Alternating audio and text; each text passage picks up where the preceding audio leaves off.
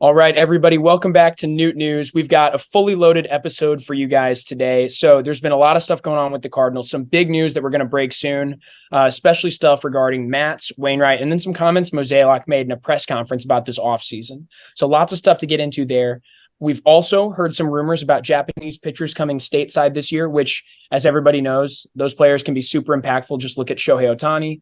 And then lastly, MLB Pipeline just released their new prospect list. So we're going to get all into that. Some important names have jumped, such as Victor Scott. We're super excited to talk about him. Can't wait to see him in St. Louis. So I guess we're just going to get right into it here. We're going to start with probably the biggest news of the week, and that's what happened to Steven Matz. So he's coming off a string of excellent starts. I mean, I think it's 7 in a row now, 7 or 8 starts where he's just been nails. He looks like the guy the Cardinals signed him to be, and now he's hurt again. I think this is his 4th IL stint. Josh, what have you heard about this injury and what it could do for him? Yeah, it's likely he's probably out for the rest of the year. There's a chance he can come back, but I kind of doubt they're going to push him to do that with it being kind of a lost season. But I think what I think it tells more about is their off-season plans because when even they said before the deadline they were going to go after 3 starters, which I know we'll talk about that more. To Yeah. me, it kind of made sense, but I thought more, why don't you go for 2? Because you can have a competition for that 5th spot. Matts can be the 4, and then you can spend all that money on 2 guys. But now it makes sense they want to go for 3, and I kind of support it because you can't trust the health of Matts. Yeah. Michaelis sometimes has his own stuff. In general, pitchers just get injured. And so you're really risking having to use 2 internal options opening day, if not 3, if things go poorly. Yeah. So I think when we talk about targets, the fact that they're going after 3 and not 2 changes the outlook of what kind of guys they could get. Mm. It doesn't mean they can't go for top end guys, but it's going to make it difficult to balance. How do you get a big name and bring in 3 free agent arms or trades? Anyways, they'll have to get creative. So the Yeah. main thing is I think it really solidifies they're going to be going after at least 3 arms this offseason, which is big. Yeah, I think it was always pretty evident that they had to go after at least one of the free agent starters. There's a couple of names out there like Nola, Snell, and some of those Japanese guys that we talked about earlier. But I think this means that they're probably going to have to swing a couple more trades, and we're going to have to see some of those players that we really like in that outfield logjam and that infield logjam. They're probably going to have to go this offseason. Maybe we do lose like a Nolan Gorman, but if we get back like a really big name ace, then I think that should be pretty much worth it. It's going to be tough though, definitely going to be tough. But 3 starting pitchers is definitely what we wanted to see, even if we had Matz and Michaelis fully healthy and we had another internal option in like Liberator. Having 3 guys is definitely what we needed to see for that depth. Yeah. I mean, it just coming into this year, the Cardinals said that they had pitching depth, but I would say this is the least depth we've seen them enter a season with in a long time. I mean, even 6 starters doesn't begin to touch the amount of depth the Cardinals had a lot of years, especially in the late 2010s, when we'd see them enter with 4 or 5 established starters and then 5+ guys who could all vie for another role. And so that meant the Memphis shuttle was going back and forth all season long. And even guys like Cody Whitley, guys like, Tyler Webb, who never really established themselves as dudes in St. Louis, they were still there for depth, and they were a lot better than the depth we've had this year. Yeah. So, it's good that the Cardinals are going out looking for established starters, and it doesn't mean there aren't going to be roles for all these guys who are already here, such as Hudson, Liberator, McGreevy. It just means that they're going to serve as depth, which is something the Cardinals have desperately missed. But I think more importantly, this is devastating for Steven Matz. I've called myself the conductor of the Steven Matz hype train before. I'm a huge fan of his. I've been doing, scheduled appreciation posts for him recently. And this really sucks for Steven. He's had such a hard time staying healthy. His debut in St. Louis was so bad that it really colored fans' opinions of him within 2 hours of his time as a Cardinal. Even though he was able to right the ship after that, by the time he was hurt again, the narrative was Steven Matz sucks. Steven Matz can't stay healthy. Then he takes that comebacker off of I believe his knee in his first start back. And it's like, wow, another freak injury. Now here we are again. Steven Matz probably having the best 2-month stretch, maybe of his career. And again, lands on the IL. I think whether he comes back this year will determine how fans think of him over the offseason that really could determine how, his tenure in St. Louis is viewed. So I think he bought a lot of leeway in the last 2 months, and that all goes away because of an injury, which really just sucks for Steven. Yeah. So yeah, I just, can't say enough how disappointed I am for him. I hope we see him back. But the nice thing is he's proven that he's a very valuable bullpen asset if that's where he is next year. So and at the I would least, still, it still seems like the plan is not going to be let's go get a starter to replace Matz in the rotation. The plan would be let's have 5 starters. The 5th guy, like you bring in 3 of Matz and Michaelis, and Matz only loses his spots if it blows up in the spring or gets injured again. Yeah. And something to note too is like even with how bad his 2022 is, he made 10 starts overall. 6 of them he went at least 5 innings and gave up 3 or fewer runs. Yeah. Like he was actually good in most of his starts. He had 2 blow up starts where he was like just bad, and then 2 starts where he got hurt in them and it went poorly too. And so like he actually like when you have that like few starts, your numbers can get really inflated by 1 or 2 bad starts. He actually pitched pretty well, and then the start of the season went poorly for him. So the one, not that any of us expect him to have a sub 2 ERA as a Cardinal, but like the Mats we've been seeing lately is more of like the high end what you should expect, and like a low 4s, high 3s ERA is what you should get, and that's great for a number 4 starter. So you're right, this really does suck for him. Again, I doubt we see him again this year, but I would be shocked if he's not in the 2024 rotation, barring injury. Yeah, even in 2022, his FIP was 3.78, which is only 1 point higher than it was this year, 3.77. Yeah. So his expected numbers are great. He had some pretty bad luck last year.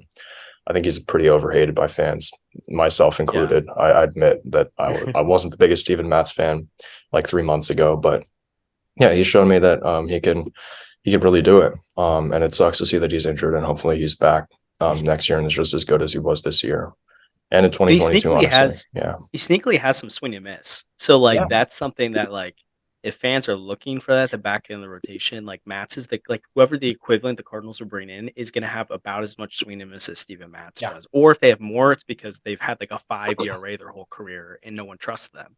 So like Matz I've overhated him too. Like there's been parts where I'm like, why did you give another mid-tier free agent contract? But like 11 million a year for that kind of production is great value on the open market. Obviously you can find young guys who do that, but like that's why it's so hard to trade for them, because when you find one like that, no one wants to give up a guy who makes sub $1 million and gives you Steven Matz production. That's incredible value.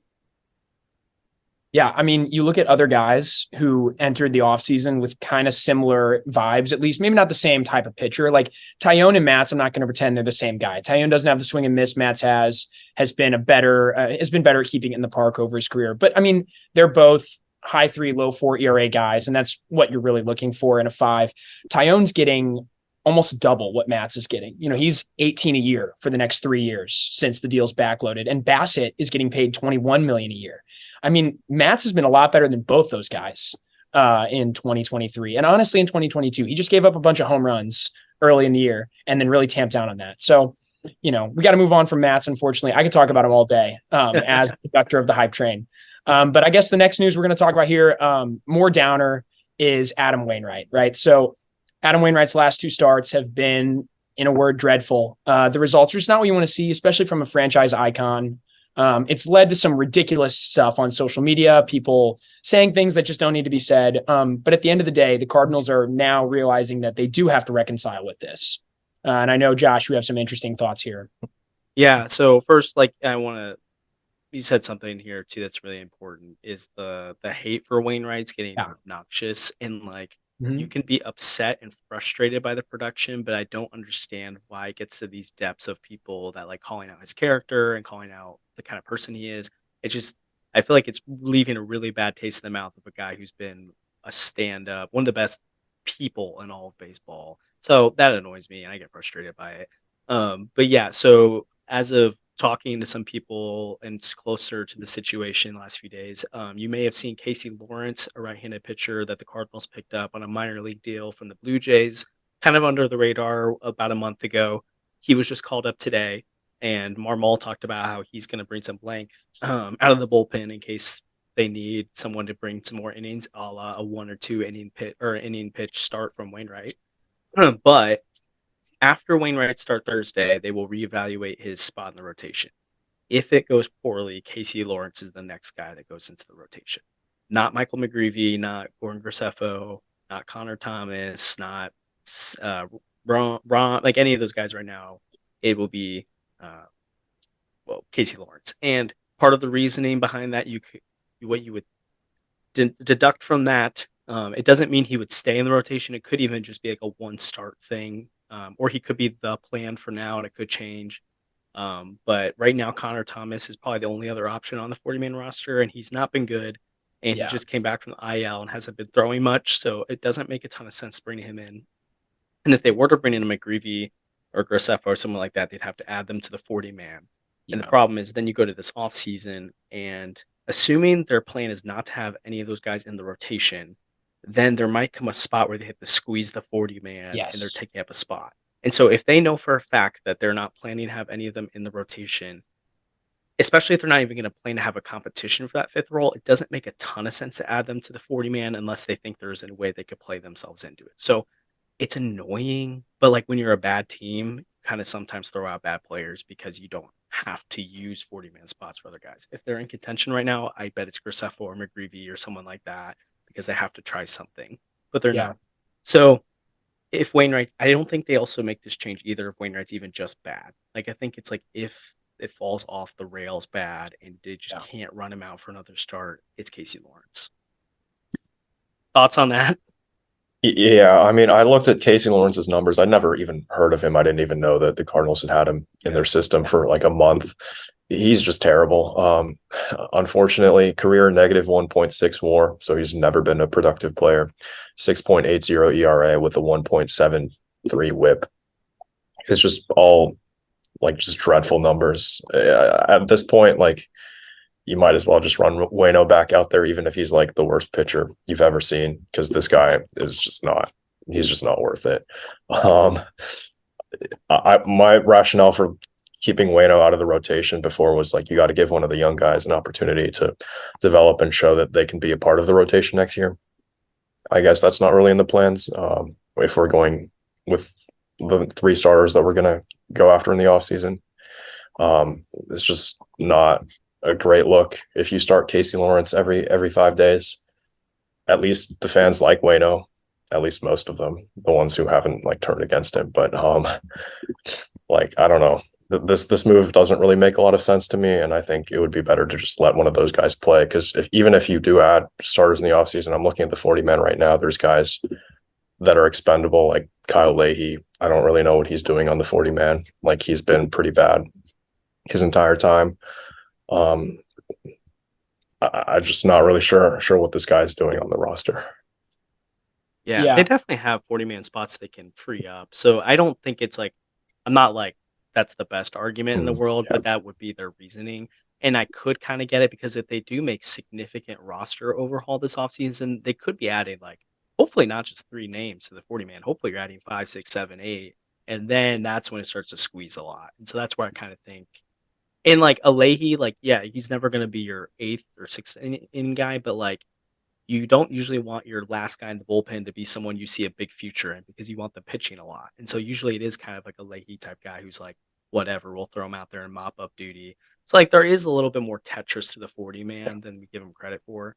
But yeah, I agree. It's just, if Lawrence is in the rotation, I'm going to be like, whatever, every start. It's like, yeah, what are we doing? But it's whatever. I think my frustration with this comes from the fact that there are other guys on the 40-man, like Zach Thompson, who's not in the rotation yet, and we're clamoring to see more of him. He might be in the rotation now. So he's replacing Steven Matz. I think if he wasn't replacing Steven Matz, then I would totally be like, why isn't Thompson getting the opportunity? But Drew Rom is still on the 40-man. Yeah, that's a good point. I have no idea why he's not getting called up, because Rom was excellent in his debut. 10 strikeouts, 5 innings. That's strikeout stuff. He has strikeout stuff. He's shown it in Norfolk. Now, the results this year haven't been awesome, but like, I don't know. I think it's more interesting than Lawrence. I think the Cardinals are so rarely a bad team that we never get this chance at the end of the season to just say, what do we have here? Yeah. We never get the chance to actually give young guys like exposure, guys who wouldn't normally get it. And I think that really benefits somebody like Rom, who might have stalled out at the AAA level and now gets a chance for new life. in a new organization, and you can show him that you have immediate trust in him by putting him up here right away, I think that'd be a really interesting play. But it's the same stuff that I've been pounding home with the Mater and Palacios argument, where there's no reason why Palacios isn't in the Mater role right now. He's on the 40-man, he's in AAA, and yet we see Mater day after day after day, and it's just ridiculous. But the Cardinals are making some baffling decisions here. I get the 40-man thing. I'd rather just not have Mater on the roster right now, so at least they show us the intention is to have an open spot on the 40-man. And the intention is to move these guys, Yeah. And that's a great part about a point about Rom too. He already is on the 40-man. And to your point about the young guys, a Matthew Liberatore is a good example of someone that he had some not great minor league times as well, but it's clear that him getting beat up in the major leagues ended up helping him turn a corner and helping him see I need to make adjustments because this isn't going to play at the major league level. And so a guy like Drew Rom could come up and blow up in a few starts, but then over the offseason changes a fastball shape or ditches a pitch from his arsenal. And then he's actually able to contribute next year when, if he doesn't get that experience now, then you're figuring that out next year and you're just putting yourself a year behind. So there's a really good Best Baseball and Podcast interview with Derek Gould did with someone from the Rays. And it just talks a lot about how they view their pitching and how they develop pitching versus the Cardinals. And this is just another example of how the Cardinals have fallen behind the times when it comes to pitching development. So we'll see. I mean, for next year, if they really want to free up a 40-man spot for a pitcher, I know there's a limit on how many pitchers you have. There's one pitcher that's available next offseason who's available as a position player, and you don't have to take up a pitcher roster spot for him. So, are you talking about Alec Burleson? He's awesome. Maybe. I love Big Burley. I feel like every time Waino makes a start, he also comes in relief, which is not great. Andrew, that's so brutal. Well, I do really hope Waino gets a chance to hit again this year. If it's his last start, make him the DH too. Why are we not doing that? Yeah, I mean, who cares at this point? Especially if we go down big. I mean, if we're in the game, hey, let's get Waino win 199. Yeah. Okay, how do we feel about this plan? Really quickly, I just want to throw this out here. A little bit radical. I don't know if Waino would ever say yes to this plan, but seriously, why not use him as a piggyback guy if you remove him from the rotation, right? If the starter doesn't go 5 innings, technically it's the scorer's discretion, but almost every time the win goes to whoever comes in next. I remember Oviedo got pulled with a 5-run lead once after he'd gone 4 2/3, because this was when I was convinced that Schilt hated Oviedo. It was a personal vendetta. It had to be. So why not do that with Wainwright? I mean, it's a little cheap, but hey, the Cardinals have vultured plenty of wins from him anyway. We saw him do it in Arizona, where we ended up getting the win and they blew it for Waino. So I don't know. I think it'd be really interesting. At least it would. I mean, that situation is bound to come up twice before the end of the year, where the Cardinals have a 4 or 5-run lead in the 4th inning. It's going to happen again. Yeah. So. And it works with how they've structured the rotation right now. Thompson, you probably can't. He's probably not going to go 6 innings for the next few starts because he's just not stretched out enough. And then Lawrence, I don't think you expect to go deep in the game. So I could see that as a scenario. I don't know. I don't think anyone really knows what they're going to do if they pull him. They could send him on the IL again. That could be it. That could be his last pitch ever.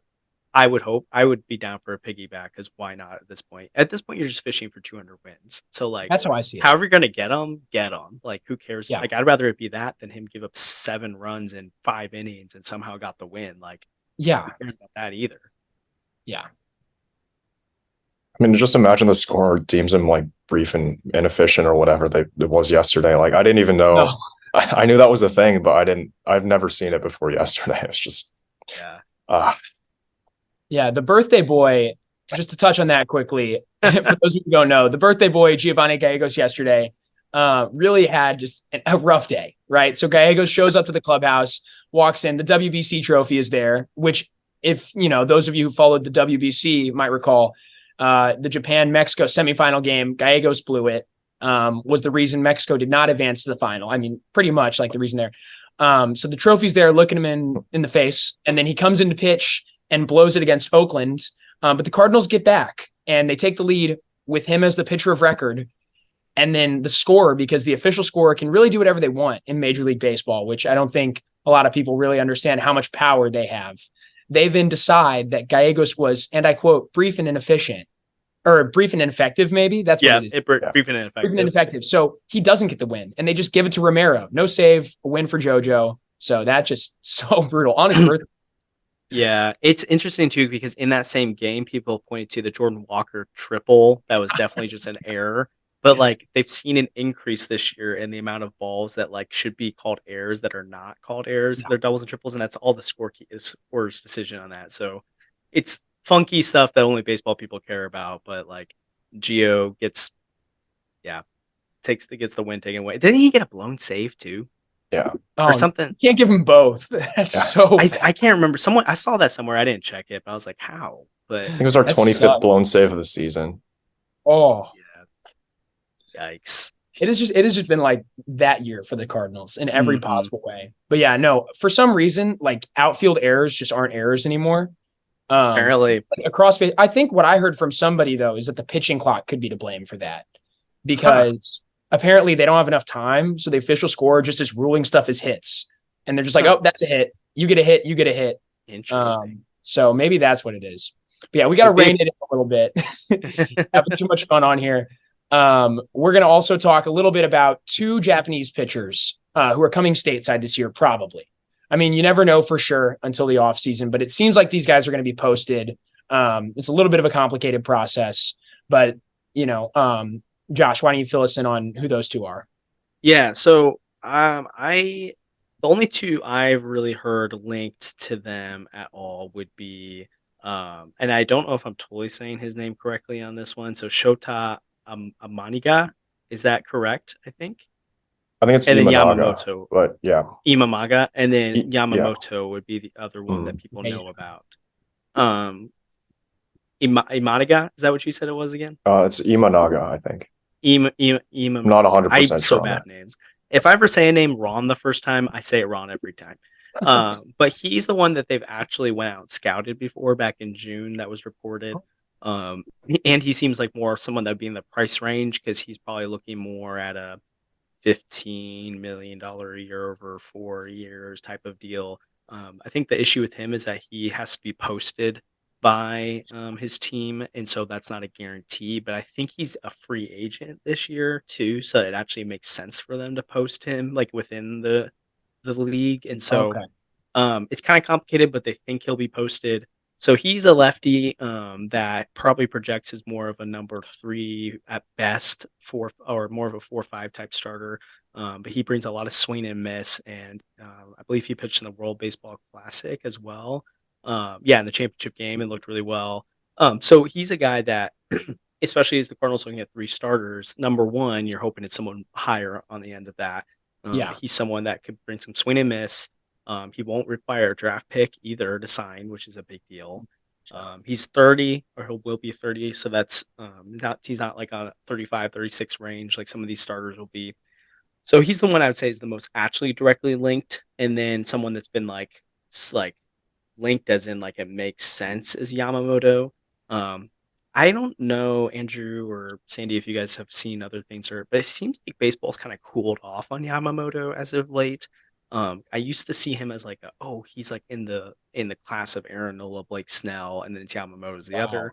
But lately it seemed like he's like people are thinking he's a really good number 3, not like a number 1 or 2.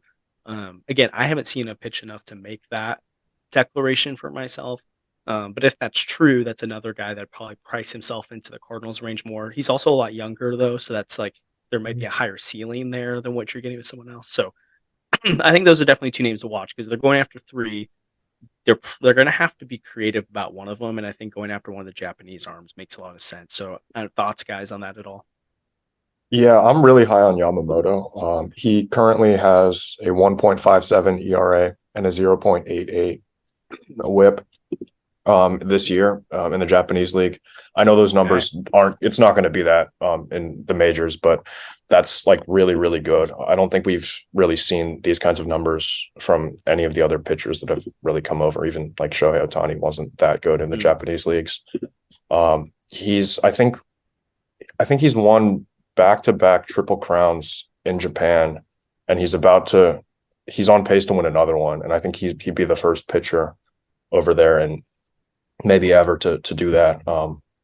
He's really, really good. And he's, I think, 24 years old. So you develop that into something really good in the majors.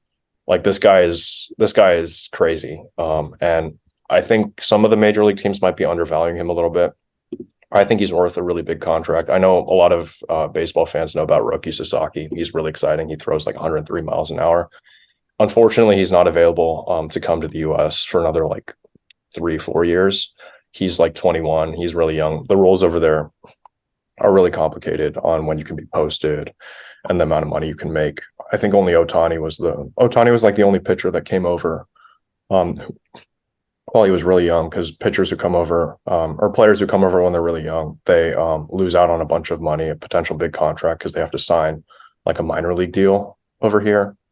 But Yamamoto, I think he's worth a really big contract. It would be a big risk because Japanese pitchers can often like fall off in the big leagues. It's not entirely sure how well they'll play, but I think this guy should be one of the most can't miss guys coming over from Japan. He's really exciting. Yeah, Andrew, I'm confused a little bit too about why he's not valued higher by other teams, because I've looked at that stuff too, and he's been top of the league for multiple years in the Japanese league. I think if I'm going to point out one thing, it's probably his K rate isn't. I mean, it's like under 10, which I think with the kind of stuff he has, you might worry that like it's almost like Dustin May, where it's like he's got elite stuff, but why doesn't he strike out more people? So I wonder if they think if he comes over to the majors, that K rate might drop even more, and then he's more hittable. But he still seems like at worst a 3 with higher upside. But maybe that's some posturing by major league teams trying to get his market to go down. So you never really know with stuff like that. Yeah, I mean, what stuck out to me most with what you just said was the low whip. I think that's something that does translate, because that means there's good control. You can throw strikes in the Japanese league. You can throw strikes here. A pitcher who's wild over there, like Fujinami, probably is going to come over here and be pretty wild. So I think that's probably the thing that we can count on translating the most. And it's something the Cardinals have struggled with over the last few years. So that's really interesting to me. Let's get a guy who doesn't walk anybody. Those pitchers, you fill up the zone, generally good things happen. So I would love for the Cardinals to be in on a guy like that.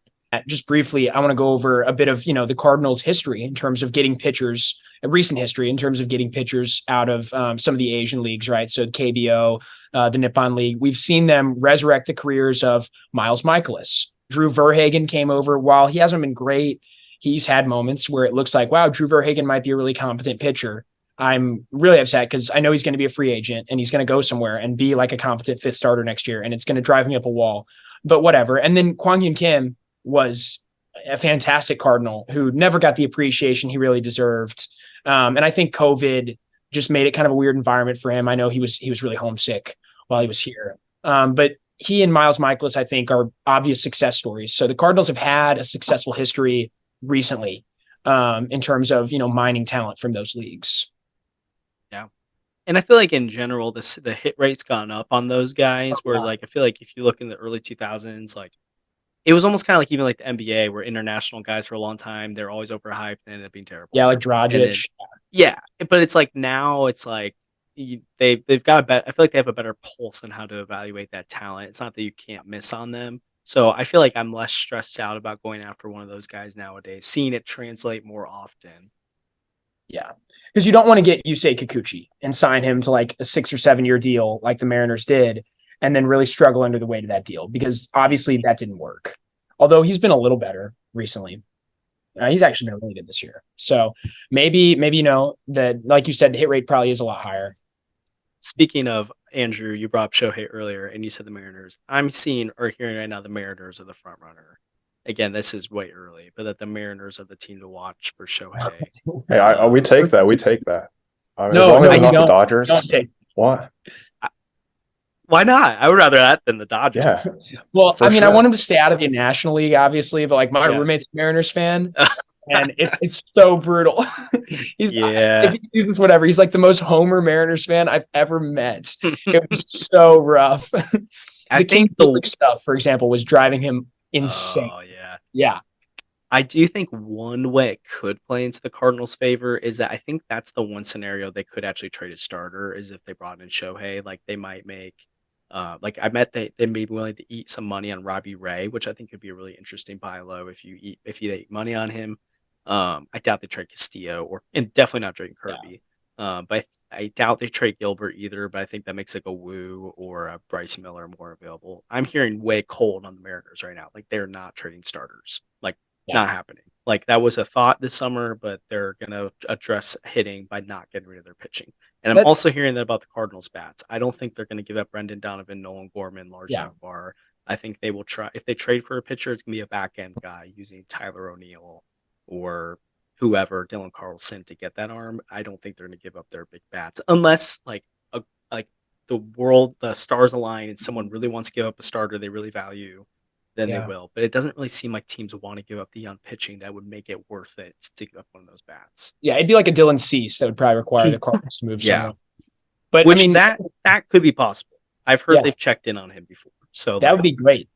He'd be my top ad. But interestingly, what you said about the Mariners, I think the Mariners and Cardinals situation, people keep comparing it. They say the Cardinals can't develop pitching, the Mariners can't develop hitting. I just don't think of it that way. I think the Cardinals have developed a lot of pitching. We've seen that pitching go elsewhere and succeed. But we've seen that pitching succeed here too. It's just they haven't developed the true ace that they want. But Flaherty's been that guy at times. Like it looked like Luke Weaver might be that guy at times. They got a ton of value for him, obviously, when he was shipped out. So I think the situations are different. I think the Cardinals pitching pipeline is much, much better than the Mariners hitting pipeline. And there's so many interesting names in the Cardinals system pitching wise right now, especially crowding at the lower levels.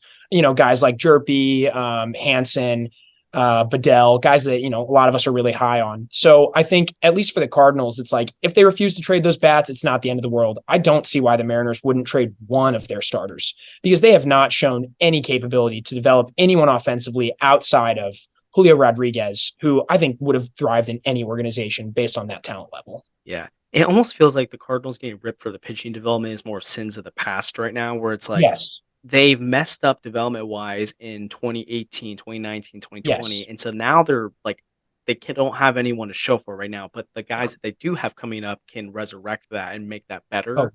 And like Derek Gold put in his chat recently, so I had to go find it, but there's some interesting staffing moves that happened in the like when the Jeff Luhnow left and some people went to the Astros, that they lost some player development guys that were helpful for developing all those early 2010s pitching that they saw. So they used to be ahead of the times. Now they fall way behind. It seems like they're getting back on track, but that doesn't happen overnight. It takes multiple years. So they might feel this pang. They felt it the last 2 years. They felt it this year. They might feel a little more next year, but I think 2025 and beyond is where you start to see it really be back in track. Yeah, the moment Tank debuts in St. Louis, all sins for that guy's I'm still high on Cooper Jerpy too. I think he could be really good, but he's got to get healthy, so we'll see. Andrew, is there anybody outside of those two Japanese pitchers that you think the Cardinals should really be targeting this offseason? I know we've had some conversations about stuff like that. I mean, Aaron Nola was a guy I was pretty high on like a couple months ago. I looked at his numbers recently. He's kind of trailed off. He's entering his age 31 season, and he's had probably the worst year of his career in terms of strikeout wise, ERA wise since his rookie season.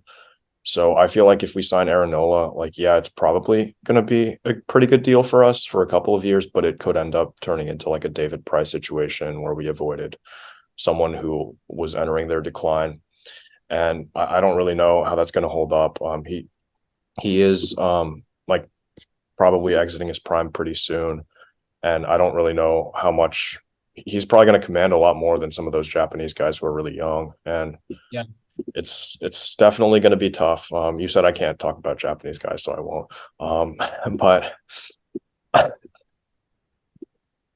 Blake Snell's another guy that I think we could go after. He walks a lot of guys. He doesn't need innings. I think that's a big problem for the Cardinals. My overall issue with this whole offseason is in terms of free agent pitchers, there's really not that many guys you can go after. There's like 4 guys that are high end that I think are really good that could be in play. Urias is another guy, but he has his own personal issues that I think the Cardinals will avoid. But it's going to be really tough. I think they might have to to swing a couple of trades. I know, Josh, you just said that they're not going to part with Donovan or Gorman, but I mean, the market is pretty thin for starting pitching this season if you don't also want a guy who hits 40 home runs a year. And I don't think it's impossible they trade one of those young bats, especially with how thin the hitting market is. Like some teams may turn to the Cardinals and be like, okay, we'll pay for the bats. So I think it's just kind of where they stand right now. They'd ideally like to go into 2024 with all those guys intact. But especially, I think there's just a lot of dominoes need to fall. Like if they can't sign one of the top guys, they might be forced to. Or if Wilson Contreras, they are like, hey, you're going to DH a lot more. Like there's not really a need to have that many bats because you really don't have the playing time for them. So it can vary on things. I do think like the three guys you could say like could be your ace, even though people are cooling on Yamamoto. I think that's one guy, and then Snell, Nola makes sense from a realistic standpoint for the Cardinals. And then I think the tier two is kind of interesting. Like I'm a big Sonny Gray guy right now. Oh, I think he would be a great number two starter. Absolutely. So if they end up with one of Nola or Snell or Yamamoto, they get Gray, and then they bring in like James Paxton, or they trade for Jose Quintana and the Mets eat a bunch of his money, or you like Big Q. They just get someone like that. I think that's an interesting rotation transformation. Like, absolutely. No one can expect them to be like the Mets and go out and get two aces. Like that they can't do that. Yeah. But they can realistically get one frontline guy, one quality number two, who might be more of a number three, but like can play up, and then a five. Like I think that's realistic.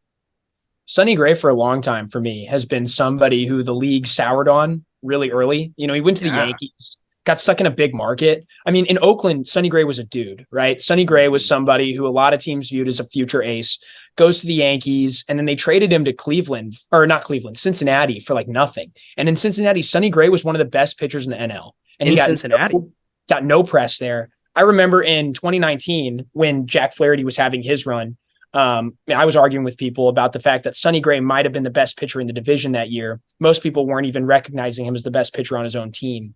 Yeah. So I've been high on Gray for a long time. I would love to see him in a Cardinals uniform.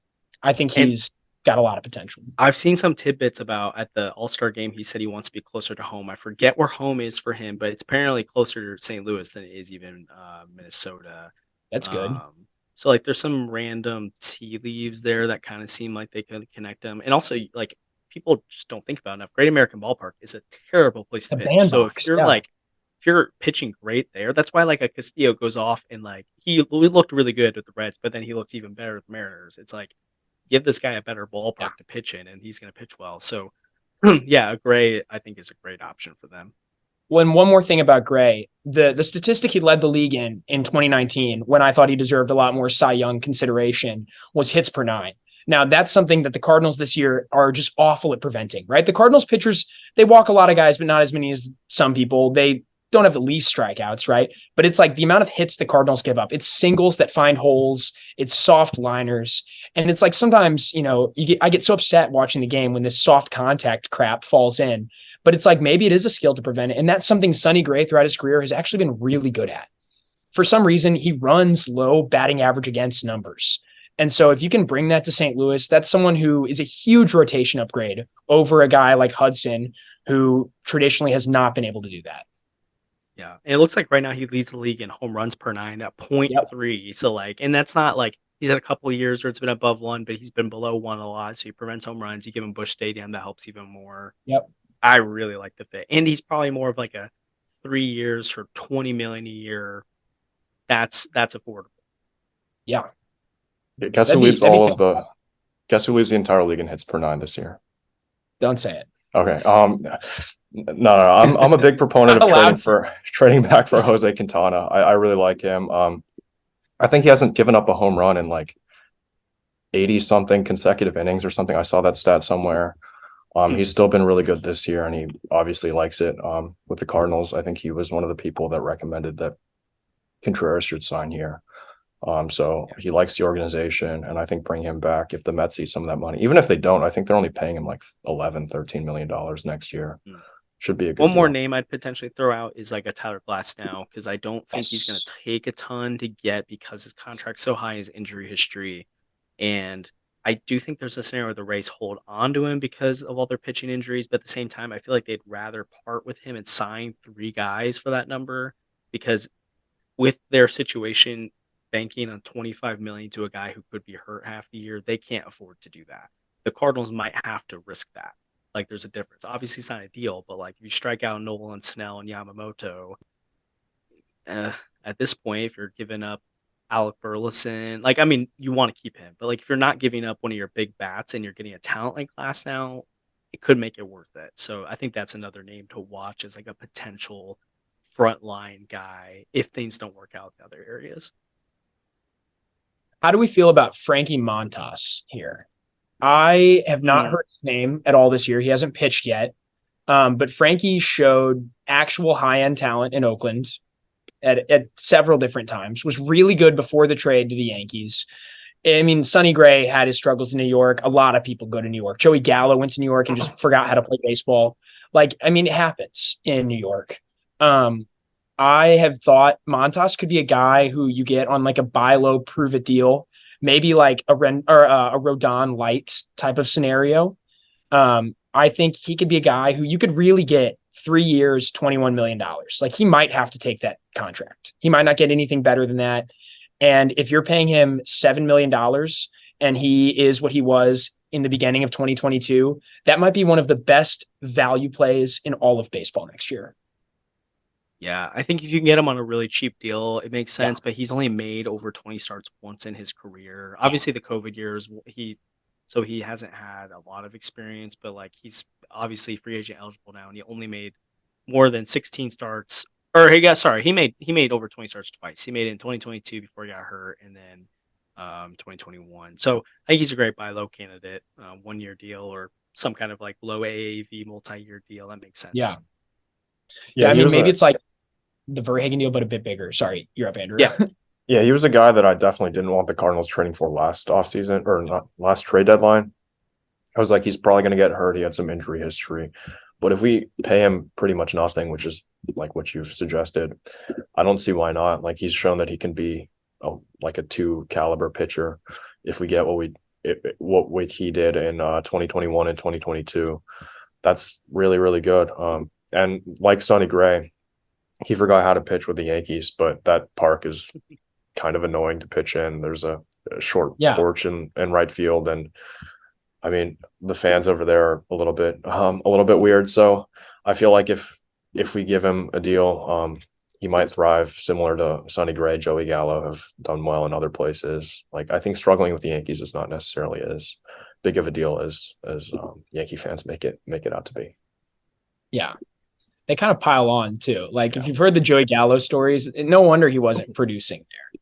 I don't think they were exactly creating an environment where he could. So I don't know. That's an interesting name. The Yankees have other young arms. We've explored that a little bit. I think a development for the Cardinals that hasn't been talked about enough lately is what Dylan Carlson's injury means for them this offseason. I mean, that value, anything that was left, probably out the window at this point in terms of what Carlson can fetch you in a trade. Like, I think before the deadline, we were talking about Carlson probably being worth Schmidt and more from the Yankees. Now you probably have to package Carlson just to get Schmidt.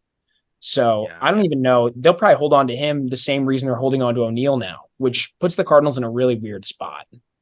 Yeah, it's hard because I've heard and seen that teams around the league still value Carlson, but no one's going to give the value that they think he's actually could be, like, because he just hasn't shown it. So they're in that weird situation with Tyler before, where it's like, is he gonna reach it again? I don't know, but you don't want to sell too low because you don't want to have a Randy Rosarina thing. And I'm sorry, I like Dylan Carlson a lot. He's not gonna be Randy Rosarina. Like, stop the brakes. I don't think it's that big of a risk, in my opinion. Maybe I'm wrong, but I do think you're right. Like, now, I don't really know what you get for him. So I think some people are mad they're running out Tyler O'Neill every day. I think it makes total sense because, like, he's really happy who could actually up his value now. So. Yeah, it'll be interesting. I think as long as O'Neill's not plan A, or not plan A, as long as he's not the only plan next year in left field, I'm fine with it. O'Neill's won Gold Gloves before. He's finished in the top 10 of MVP voting and honestly deserved more consideration that year than he got in 2021. O'Neill is a truly game-changing talent when everything's right, and we're seeing him produced really, really well since he came back. Now, he's made of glass, and obviously that's hurting him, right? Like his knee is sore and he misses 4 games. No one wants that out of a player. But at the same time, O'Neal is the type of guy who really could put it together. I don't think in Dylan Carlson's best season, I hate to say this because I like Dylan Carlson, but I don't think his best season in his entire career will approach Tyler O'Neal's 2021. I don't think he has a ceiling anywhere near that player. And I think O'Neal does. We've seen him do it. And I think too, like if you have, assuming you're keeping Alec Burleson, that is an amazing 4th outfield option. Or even you can even view Tyler as the 4th outfield option if you want to. Like if you've got Brendan Donovan too, who can play the outfield, I really don't think it's that risky to have him on the roster. So for people who think that you just need to get rid of him for nothing, that I'm like, why? I think you're just asking to get bit in the butt by that. Carlson, I'm a little bit more lenient on giving up on now because I just at some point you got to like you can't keep giving more chances to every guy. Yeah. So you got to kind of pick and choose a little bit. So and teams do value him. It'll be interesting to see what the market is from this offseason. Yeah. Yeah, I mean the Cardinals have like 6 outfielders, and you got to pick between like O'Neal, Carlson, Nootbaar, Walker, Donovan, and like Burleson. So I mean, my preferred outfield, I think, is Donovan in left, Nootbaar in center, and Walker in right field. But all those options pretty much play, and I think the only untouchable ones right now should be Walker and Nootbaar. Nootbaar leads the entire team in WAR right now, and Walker has shown obviously the potential to be like one of the best players in the entire league. So, I mean, go and see what you can get for any of those guys. Don't sell too low on any of them, obviously, but if you can go and get like real starting pitching for any of those outfielders, I think you should definitely do it. Yeah. Also, random tidbit. I feel like people talk about how can you have an Alec Burleson in the outfield? What are you doing defense wise? He's at a -2 DRS this year, and Jordan Walker's at a -15. Like I know there's a lot of people who don't think Walker should be out there either, but like Burleson could probably be about a league average defender in the outfield, which isn't ideal, but like you can play with that. It's Walker's defense you can't play with right now, and that's something that again you give him the reps because he'll improve. So I think some people get really weird about the idea of Burleson being a real option out there, but the way his bat's playing, you want that. Yeah, absolutely. No, I don't understand like people wanting to move on from Burleson. We got to pump the brakes on that. He was just drafted in, in the same draft as Walker, right? Burleson actually debuts before Walker. Yep. Very impressive how quickly he works his way through the system. I get that he's older, a little bit more experienced, but still, Burleson hit it every stop in the minors, mashed through AAA last year, and basically broke down the door and forced his way onto the radar. Like when they took Burleson, there's no way they were thinking, oh yeah, this guy's going to, debut for us 2 years from now. That was not the plan with him. Burleson has forced himself onto the radar, and that's the type of thing that you have to respect in a player like him.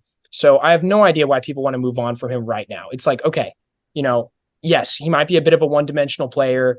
He's probably like a Juan Yepes plus, but Juan Yepes is probably a decent player on a lot of teams. So that makes Burleson a good to really good player on a lot of teams at some point in his career. And like people talk about how Dylan Carlson hasn't gotten enough opportunities to prove himself. And like Burleson's gotten a little bit more at bats, but not much more. Like the fact that he has continued to improve while being a part-time player and a guy that can go a week without playing sometimes is really impressive. So, and Marbles talked about that where like they sent Walker down because they felt like he needed to be playing all the time to get better. But like Burleson's the kind of guy who can get in the cage and work on things and get better. Yeah. And so that's a great quality to have in a player because there's some guys like his pinch hit numbers aren't good, but that's not the point of a backup player. A backup player isn't as important as their pinch hit stats. It's how can they fill in the everyday lineup. Yes. And Burleson's been great. Totally agree. Now on that quick thing, probably stop pinch hitting Burleson because it's not working. And let him have spot starts instead of pinch hits, right? I don't think he has a single pinch hit this whole year. Like it's been really brutal out of that spot. But maybe that's just not who he is as a player, and they need to stop trying to force him into that. One more thing that's going to get us into our last little segment here. And it starts with an argument as to why the Cardinals probably need to move on from at least Edman or Carlson this year. The Cardinals have a ton of guys knocking down the door, ready to play, position player wise.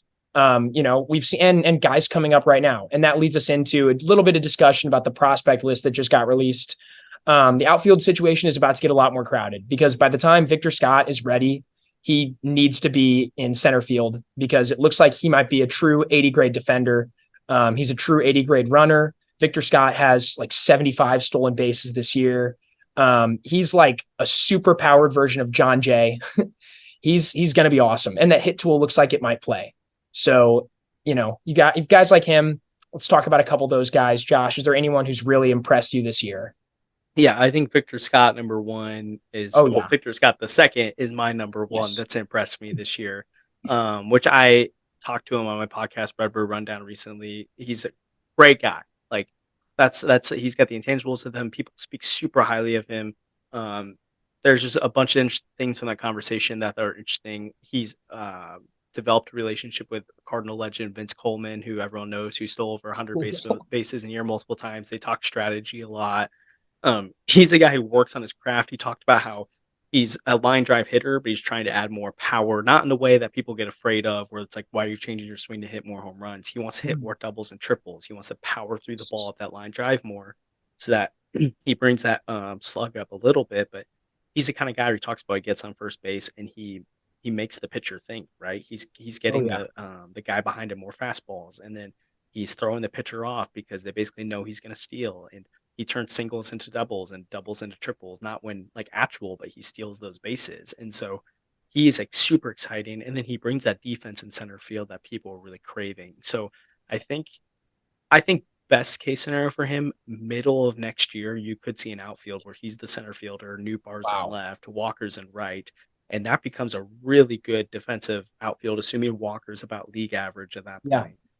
And then you have a guy that could be an actual, like, if he's your number 9 hitter, that's super dangerous coming back around. Long term could be a leadoff hitter. Just really like him a lot. Thomas Sagasi, I believe Sagasi is his last name. He's been raking. So he's another guy where I think he's been like unfairly called Brendan Donovan, where it's like that's not really his game, but he's versatile and then has a really great bat and is like playing above what people grade him as. And so he's someone that's really impressed me this year. There's a variety of arms in the system that I think have been interesting this year. But I think those are the two names that really stand out to me. And then one that I'm really high on, but we haven't seen pitch, is Tekoa Roby. He's a guy that seems like the Cardinals weren't going to be able to get a surefire top pitching prospect this deadline, but they got a guy who could become one if he proves he's healthy. And so Roby's a guy where I'm like, he could be, hence Roby. Like that's a big deal to the organization. So those are some guys I've really enjoyed this year. But in general, I feel like the system's been very interesting this year, and I've really liked how it's developed. Any names that stand out to you guys? I mean, I think for me, it's Nick Dunn. I wish we were talking about him more. I've been pounding that drum. It's time for Nick Dunn to get some sort of opportunity, right? They left him in Double-A, and I'd never understand why the Cardinals act the way they do with specific prospects. Like right now, it's Michael Curiali, who they just refuse to promote, even though he's posting a 900 OPS for the second straight year now with Single-A. And they just randomly decide to be aggressive with some guys to show faith and then ignore other players. Dunn kind of got that second form of treatment, which was a little frustrating, but now he was so good that they could not ignore him anymore. And at 26, he is showing power. He's showing like a lot of gap to gap power, which is really great. He's running well. He plays solid enough defense, has a bit of versatility, but really he's hitting like 350 right now at AAA.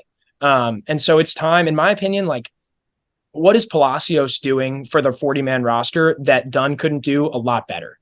I know that if you take Palacios off, he could get claimed, but you just claimed him from Cleveland. If you're not willing to play him over Mater, clearly the value just isn't there. So maybe it's time to switch him out with Dunn and give him a chance down the stretch. And then obviously Prieto, since coming over, has shown additional power, more than he showed in Baltimore's system, which is really encouraging for the Cardinals. And then Bernal, to me, is a really exciting catching prospect. I wish got a little bit more publicity. He could be really, really good someday. He has the most complete profile, in my opinion, of any catcher in the system outside of maybe Herrera, who there's no reason Herrera is not on every prospect list right now because technically he still has that status. I think people just forgot about him. And that, MLB showing last year wasn't great. But yeah, I mean, the Cardinals have so many players coming up that there is an argument to trade a lot of these guys. Don't be afraid to trade prospects. Don't be afraid to trade big league talent because there's a lot coming up. And the Cardinals, especially under Flores, have shown time and again that the system produces talent. It's a productive pipeline. So if you trade a guy like Edman, it's fine. You have 3 very intriguing middle infield prospects who are all at AA or AAA in Jay-Z, Prieto, and Dunn. Any of those 3 could probably hit and at least provide more offensive power than Edman. So, you rely on one of those guys hitting. It's like shooting fish in a barrel with the Cardinals right now in terms of position players. There's so many. Someone's going to hit. You have to assume that's true in the outfield as well, which in my opinion, since Carlson hasn't hit, that's why it's okay to probably ship him out. If it's crowded right now, add in Scott and add in Antico and some of these other guys in the upper minors. It just gets worse. And all of these guys have loud tools. So, I think it's time for the Cardinals to probably make some decisions this offseason. I'm much less hesitant to trade guys when I think about the system. I actually completely forgot about Tommy Edman, and he was a guy that's been really productive for us in the outfield even. And I think, because I forgot about him, I think, we have a lot more talent than I thought that we can trade. He's a guy that I've been talking about that we should trade. Something that'll be interesting to watch with that is it's like they're going to want some kind of Mason Wynn insurance in case it goes poorly where they have to send him down. So that doesn't mean they can't trade Edman though. Like they can sign a guy to a 1-year deal to be a backup, and it's not ideal, but like if Mason Wynn, oh my gosh, that'd be amazing. If Mason Wynn doesn't work out though, that's like a big issue. So like I think they need, like at this point they need to bank on he's going to be at least a competent shortstop, and if not, then you go to your plan B. I wouldn't be holding on to Edman just as insurance for that. I agree. But if one of Carlson or Edman or both Carlson and Edman are on the roster next year, I think that just doesn't make sense, because not that they fill the same role, but I think they're going to be like both 2 guys that aren't going to really play enough next year at this rate. And so I think having one of them on the bench as insurance makes sense, but both is where I think things get really wonky. Yeah, I agree. I think if you have to have one, it's Edman. Like you said, the depth at shortstop isn't where it needs to be right now, but that's fine because there are shortstops in the system, like Mejia, with plenty of talent, intrigue, and upside to someday. But they're not ready yet. They're too low. But yeah, Carlson probably, like, you just have so many outfielders. Burleson is probably a better hitter than Carlson right now, and he has way less experience. That's a really interesting thing to say about him, but it's true. Carlson, and if you can't hit right-handed pitching, that's like 70% of the pitchers you're going to face. Exactly. Even when the Cardinals try to platoon him, you can't face a lefty every time, and most relievers are right-handed. So even if it's a lefty starter. But yeah, we're running a little long here, so I think we're going to wrap it up right now. Josh, thanks so much for joining us today. It was awesome to just chat Cardinals, chat some, Japanese pitchers coming stateside maybe, and then get some prospect talk from a guy who knows the system very, very well. Just another great episode. And just Cardinals fans, enjoy the last couple weeks. Hopefully we play some young guys. Be wishing Steven Matz a quick recovery. It'd be great to see him again this year. But if not, understand, Josh provided some insight as to why, and then enjoy the last few moments of Adam Wainwright's career as a Cardinal. Hopefully it extends all the way through the end of the year, but nothing is promised as he is showing us right now. Thank you very much for joining us, everybody. We'll see you.